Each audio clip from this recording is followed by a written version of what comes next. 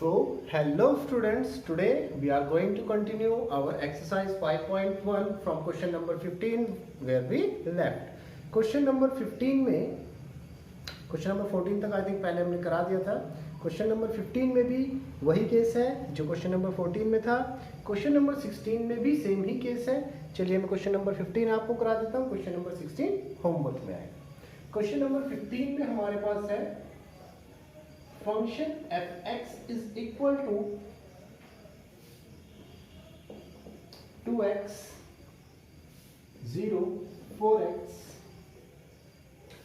if x is less than 0, x is greater than equals to 0 से less than 1 and if x is greater than 1.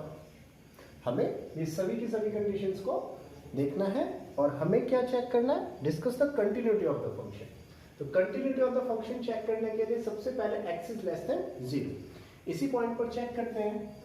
Case 1 when x is less than 0.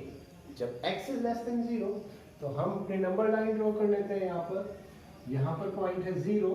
0 से less पर मैं कोई arbitrary point मान लेता हूँ c. 0 से less पर नंबर लाइन काफी बड़ी है और यहाँ पर हमने कोई आर्बिट्री पॉइंट मान लिया c.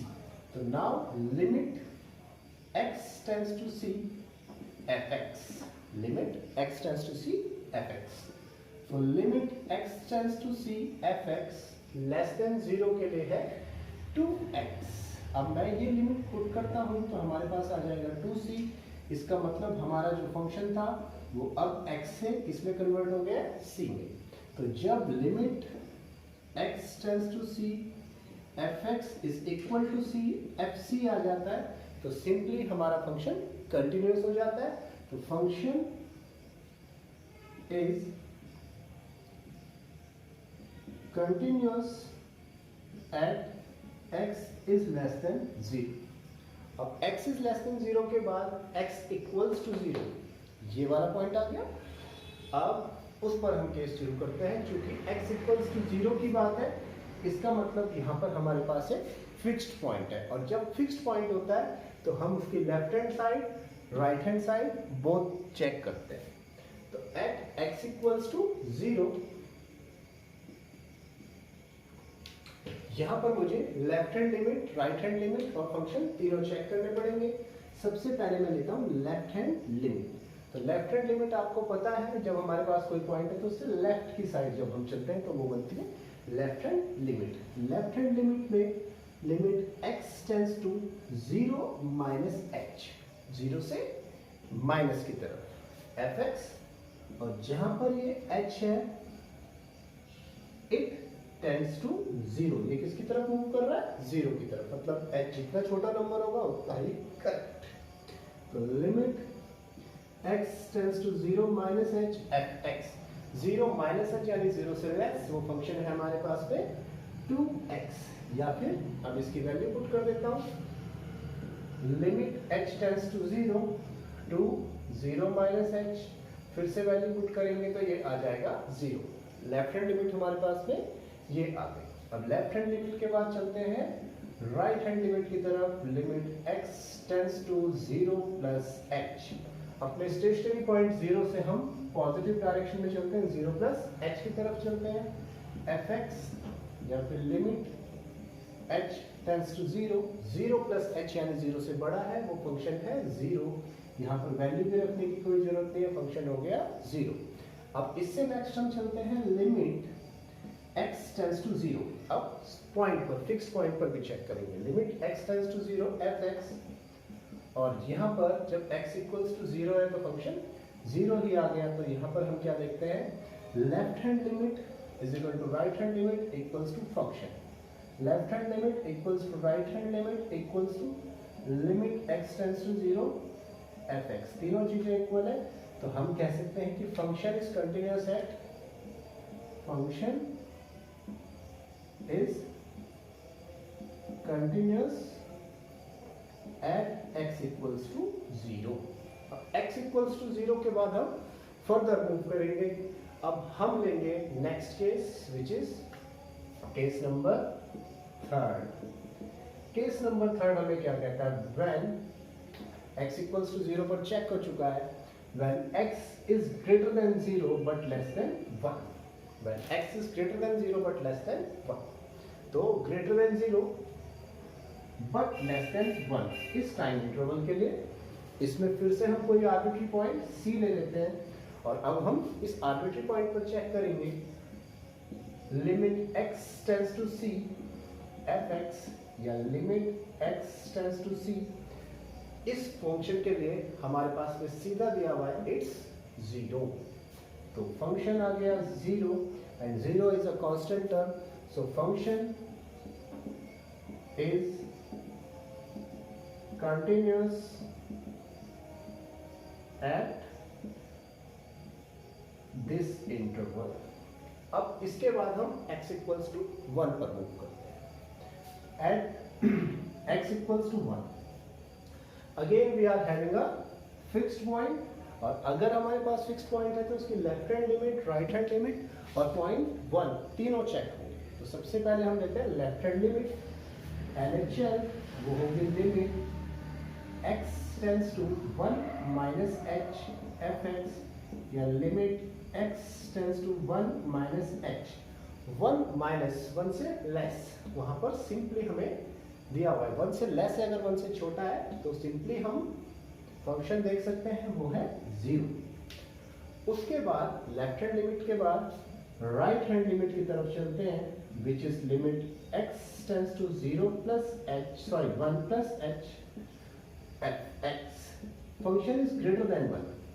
जब फंक्शन इज ग्रेटर देन 1 तो हमारे पास में फंक्शन है 4x, तो limit x tends to 1 plus h 4x या फिर limit h tends to 0 4 1 plus h की वैल्यू को आप पुट कर दीजिए तो हमारे पास ये वैल्यू कितनी आ गई 4।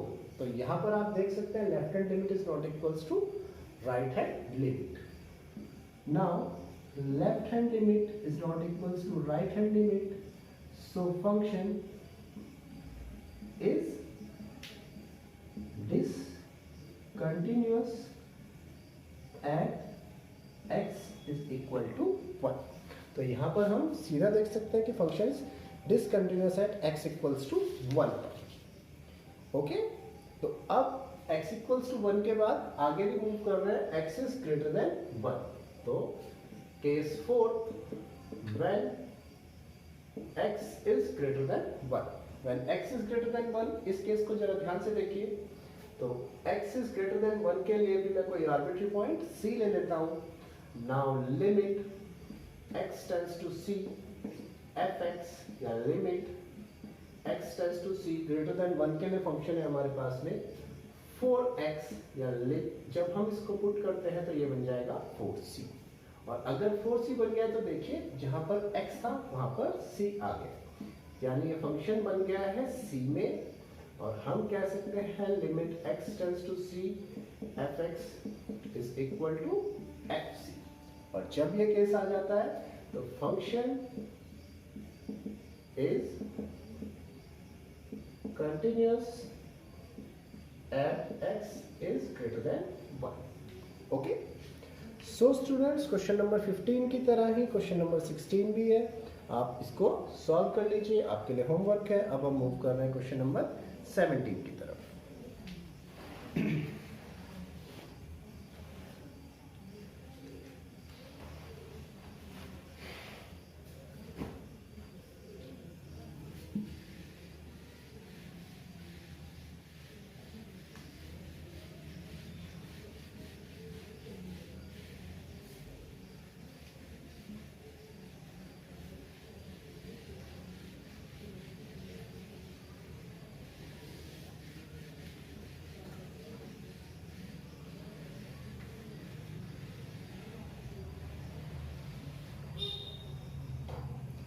Now students question number 17। Question number 17 क्या कह रहा है, find the values of a and b so that the function is defined bye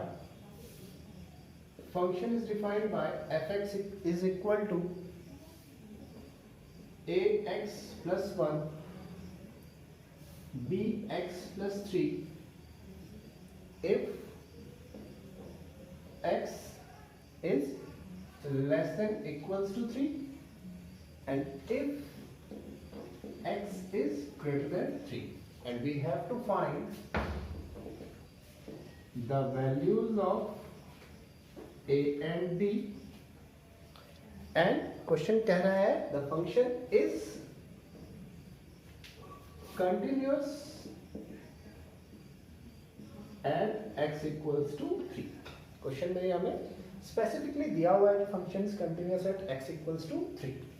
तो अगर फंक्शन कंटिन्यूअस है तो सॉल्यूशन की तरफ बढ़ते हैं। फिर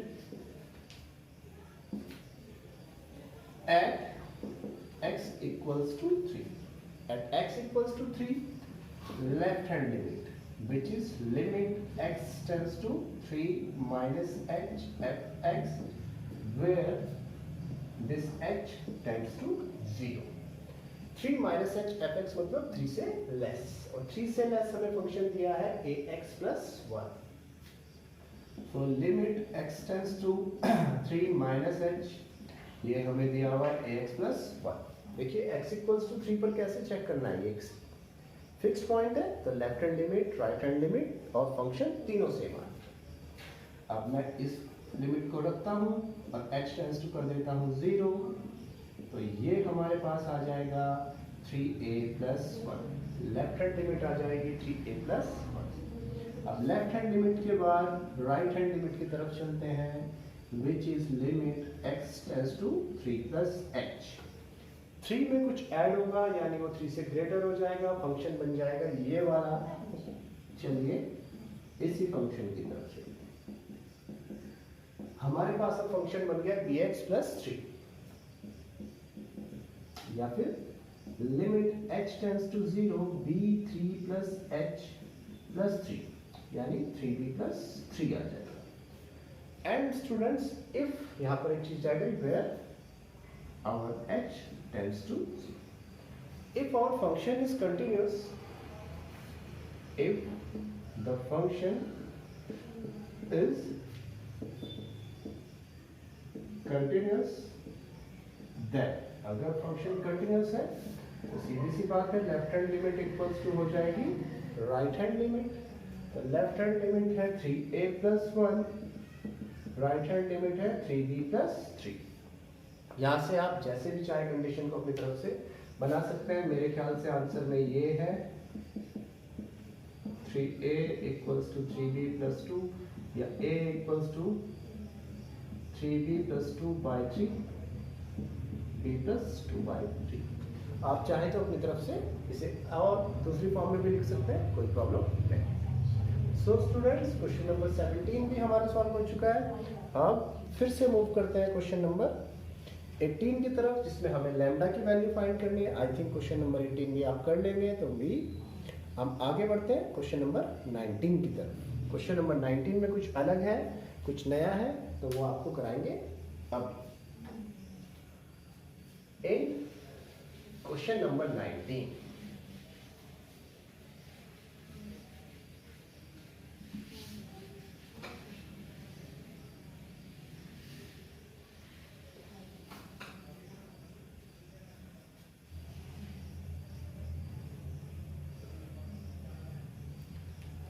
now students in question number 19 हमें क्या दिया है, क्या कह रहा है। Show that the function defined by gx equals to gx is equal to x minus large bracket और x। ये लार्ज ब्रैकेट और x नहीं है, ये है greatest integer of x।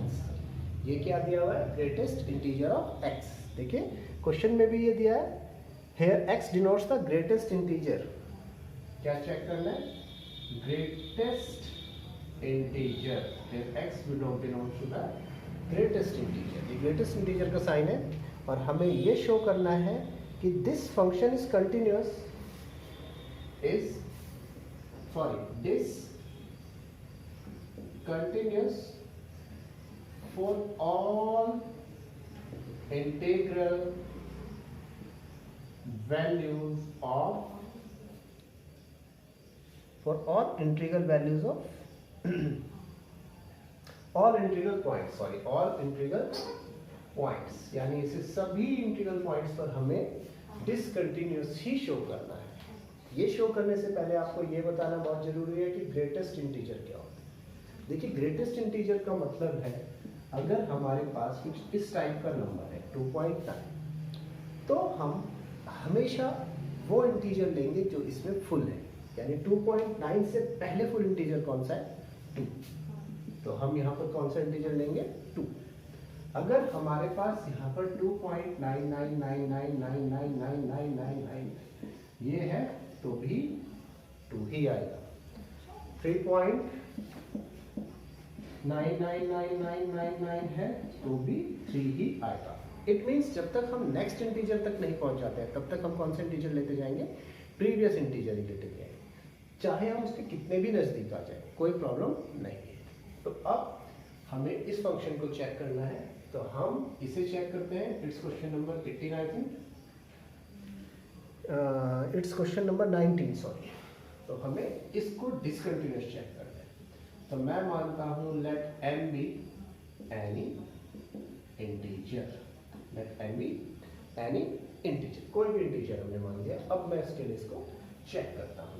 Left hand limit के लिए चेक करते हैं, limit x tends to n, हमारे पास फिर से नंबर लाइन है, यहाँ पर कोई इंटीजर है n। अब मैं इसकी लेफ्ट हैंड साइड के लिए चेक कर रहा हूँ, तो लेफ्ट हैंड लिमिट ले लेते हैं n minus h fx where h denotes to, where h tends to 0, n minus h fx where this h is going towards the 0। तो limit x tends to n minus h fx नहीं sorry यहाँ पर gx आएगा, यहाँ पर function gx पे था, तो ये आ जाएगा x minus greatest integer of x, या फिर limit h tends to 0, n की जगह आ जाएगा n माइनस h, x की जगह n माइनस h। अब देखिए जरा, अब लिमिट रखने से पहले हम इसको थोड़ा सा सॉल्व करते हैं। n माइनस h में कोई चेंज नहीं है। अब यहाँ पर हमारे पास इंटीजर था n, और उसमें से बहुत स्मॉल अमाउंट हमने क्या कर दिया, सबट्रैक्ट कर दिया। भाई हमने कहा h किस तरफ जा रहा है, 0 की तरफ जा रहा है, लेकिन 0 नहीं, कुछ ना कुछ अमाउंट है। उसी n में से जब हमने बहुत छोटा सा अमाउंट सबट्रैक्ट कर दिया, तो अब ये इंटीजर वो इंटीजर नहीं रहा, अब इसकी ग्रेटेस्ट इंटीजर वाली वैल्यू आएगी n से पहले वाली। देखिए जैसे हमारे पास ये है 2.999, इसका मतलब हमने 3 माइनस 0.00000000000001 ये सबट्रैक्ट किया होगा, और जैसे ही ये सबट्रैक्ट किया ये बना, यानी 3 से कौन सी वैल्यू आई, जस्ट पहले वाली वैल्यू। तो वही यहाँ पर n से जब कोई छोटा सा नंबर हमने बहुत छोटा सा नंबर में सबट्रैक्ट कर दिया, तो अब n वो इंटीजर नहीं रहा, उससे कुछ कम हो गया है, और जब उससे कुछ कम हो गया है तो उसकी इंटीजर वैल्यू आएगी जो पहले वाला इंटीजर था, यानी n की वैल्यू आ जाएगी n माइनस 1, n से पहले इंटीजर आएगा n माइनस 1। अब limit h tends to 0, n minus h minus n plus 1, ये कैंसिल, लिमिट भी रख दी मैंने, हमारे पास आ गया यहाँ पर 1। तो लेफ्ट हैंड लिमिट तो ये हो गई। अब मूव करते हैं राइट हैंड लिमिट की तरफ। तो राइट हैंड लिमिट के लिए हम RHL लिखते हैं, फिर limit x tends to n plus h fx, थोड़ा सा इसके राइट में चलिए, limit x tends to n plus h fx plus h, fx नहीं सॉरी यहाँ पर फिर से वही चेंज, यहाँ पर gx है, gx की value x minus greatest integer of x, या limit h tends to 0 n plus h minus n plus h। तो h एक बहुत ही स्मॉल वैल्यू है, सपोज कीजिए वही वाली बात आ गई हमें यहाँ पर 3.0000000000000000 बहुत स्मॉल क्वांटिटी है चूंकि h, where h is tends to 0। अगर ये आ जाता है तो जस्ट पहले वाला इंटीजर क्या है 3, तो इसका मतलब n प्लस h में जस्ट पहले वाला इंटीजर आएगा n, तो limit h tends to 0 n plus h, बहुत जस्ट पहले वाला इंटीजर आ जाएगा n। अब फिर से subtraction, limit h tends to 0 n plus h minus n, cancel, value रखी 0। तो आप यहाँ पर देखिए left hand limit is not equals to right hand limit, then left hand limit is not equals to right hand limit, so function is discontinuous for all values of n. तो function n की सभी values के लिए discontinuous है। Okay students, अब इसके बाद हम मूव करते हैं क्वेश्चन नंबर 20 की तरफ। क्वेश्चन नंबर 20 में हमें एक फंक्शन है, उसको कंटिन्यूअस प्रूव करना है at x equals to pi.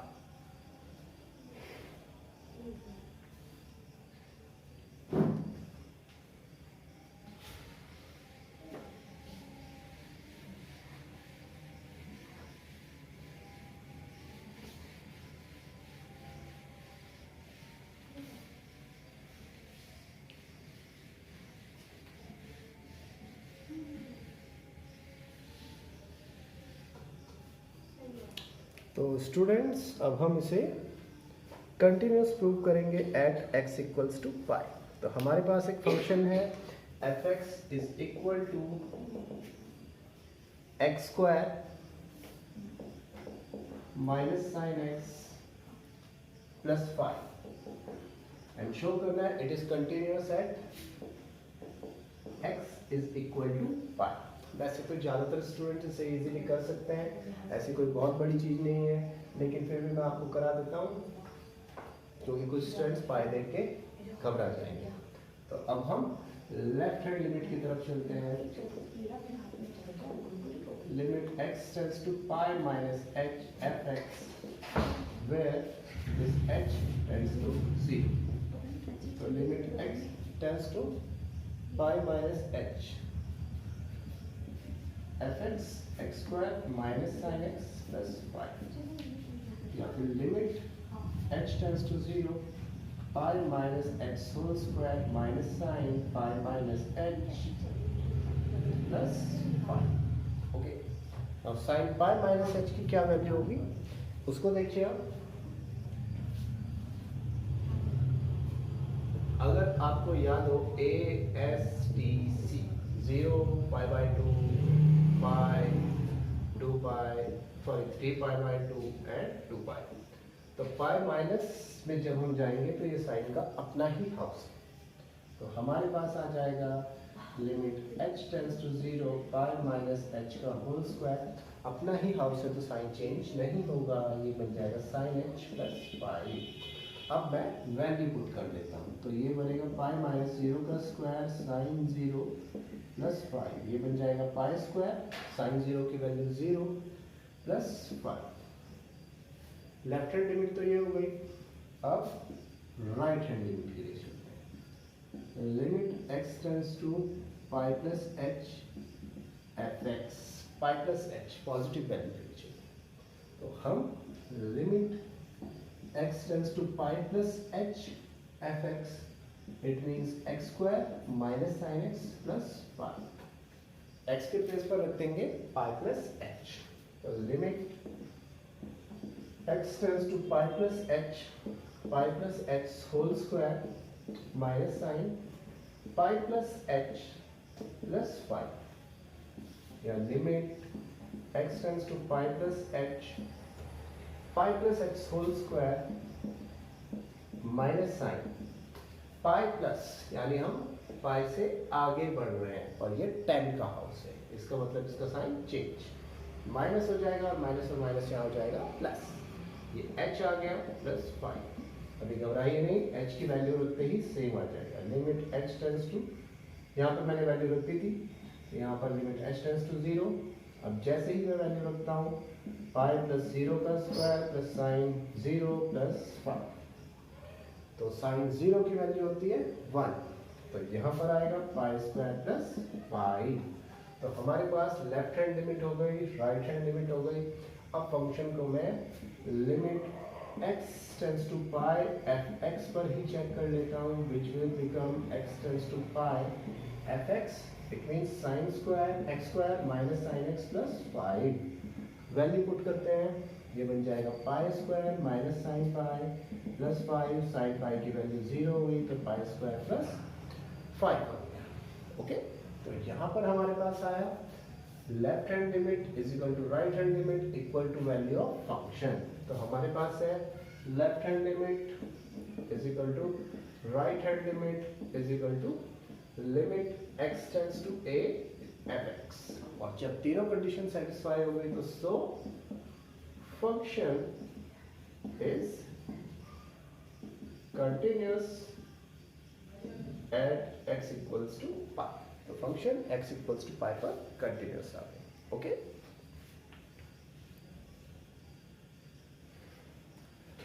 Now students, इसके बाद हमें discuss the continuity of the following functions check करनी है। मेरे ख्याल से कोई ज़्यादा प्रॉब्लम नहीं होनी चाहिए आपको।